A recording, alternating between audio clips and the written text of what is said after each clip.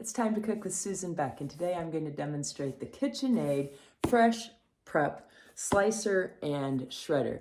This attaches to a KitchenAid mixer, and if you have a KitchenAid mixer, you probably have a spot for an attachment. Let's look at what comes in this box. Here's what you get in the box. You get 3 different interchangeable blades. First, we have one for slicing.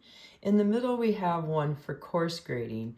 And lastly, we have one for fine grating.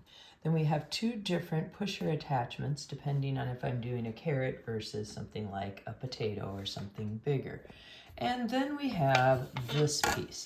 This is the piece that attaches into our stand mixer. You simply put this end into the opening at the top of your stand mixer and tighten. Now you can purchase all of these pieces that came in the box for around $30. That does not include the stand mixer. You do have to own that already, and those are well over $100, but they are worth it. I have had mine for years. They are just dependable and sturdy and work well for so many different recipes with the attachments that come from my lower blade. But today I'm going to focus just on the slicer. Now I could shred my potatoes probably using the coarse one if I wanted to make hash browns, but today I'm going to be making some scalloped potatoes, and I am going to shred just right into this bowl here that came with it. I could shred right into my casserole dish if I wanted to, or whatever I felt like. You will hear this snap when it goes in, pops in. When I want to take it out, there's a button, it pops right out. Now, sometimes when you're using it, the potatoes might get wound in there a little bit, so you might have to wiggle it a little to get it loose when there's actually food going through. Today I will need my wider attachment. Now, this has a little groove here. Something I have learned is that groove needs to line up with this groove. When I get this going, I'll give you a closer look at what I mean there.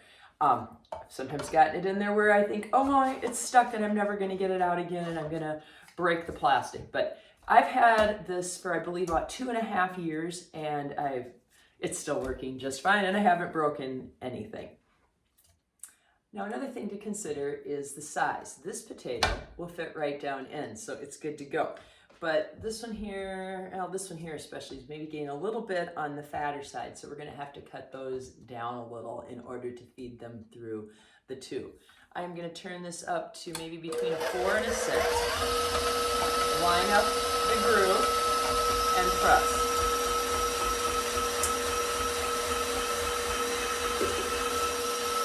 The fact that all of these are sliced to exactly the same thinness is one of my favorite things about using this to slice potatoes and other things. If I want to cook these potatoes and they're all different thicknesses, you never know if all of them are cooked completely through, and the thin ones are done faster than the thick ones and so forth. And with this, there's just no doubt my whole pan of scalloped potatoes will cook at the same speed. The other thing is when I'm making a big dish like this casserole, then I don't have to stand with my knife forever slicing. It's hard to keep the slices all the same thickness, and it just takes quite a while to do that. So we'll pop that in and slide it on through. So here's what I mean about the groove. And on this tube, there is a groove as well. So when I put this in, I want to line those grooves up so that this slides easily. So let's turn this on again. In goes my potato. Line my grooves up and press.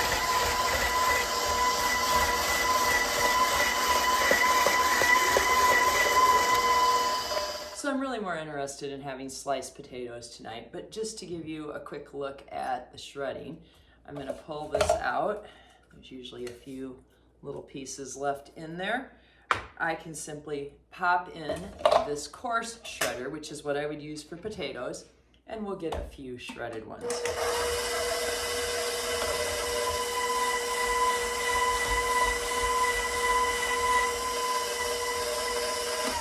And perfect for hash browns.